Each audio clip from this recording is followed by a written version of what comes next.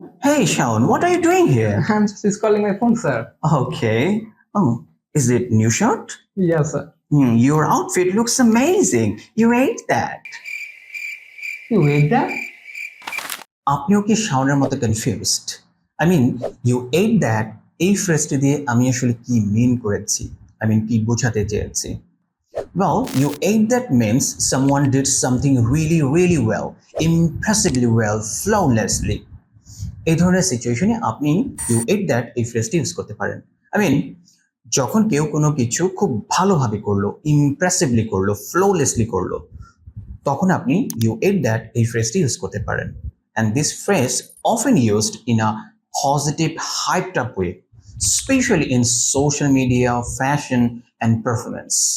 চলুন এবার কিছু এক্সাম্পল দিয়ে বোঝানো যাক, স্পেশালি বিভিন্ন সিচুয়েশন অনুযায়ী, কনটেক্সট অনুযায়ী কিছু উদাহরণ দেওয়া যাক to make you better understand.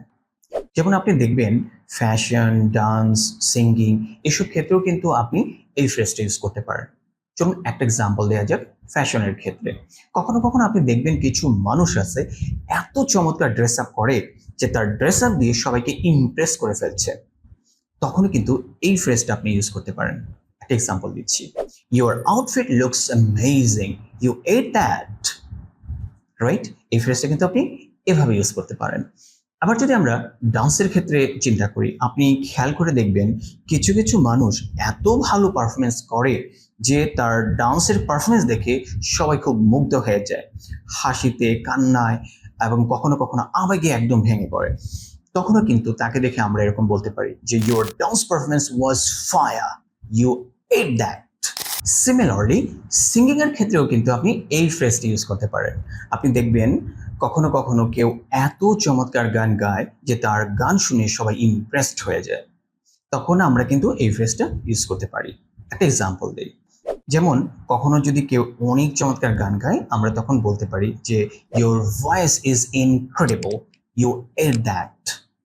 Right, আবার কুকিং এর ক্ষেত্রেও কিন্তু আমরা সেম ফ্রেজটা ইউজ করতে পারি। যেমন আপনি দেখবেন কেউ কেউ অনেক চমৎকার রান্না করে, তখন আমরা কি বলি, তার রান্নাটা দেখে বলি this biryani is so tasty, you ate that. আবার এক্সাম বা প্রেজেন্টেশনের ক্ষেত্রেও কিন্তু আপনি এই ফ্রেজটা ইউজ করতে পারেন। যেমন কেউ যদি খুব ভালো পারফরমেন্স করে তখন আপনি বলতে পারেন যে your presentation was perfect, you ate that. আপনার ওর প্রেজেন্টেশন দেখে আপনি সম্পূর্ণ ইমপ্রেসড হয়েছেন, তখনই আপনি বলতে পারেন যে your presentation was perfect, you ate that. Alright, dear viewers, I think you have got the sense of this phrase. How to use this phrase in sentence according to the context. And I hope you are going to use this phrase in your daily conversation. Adios.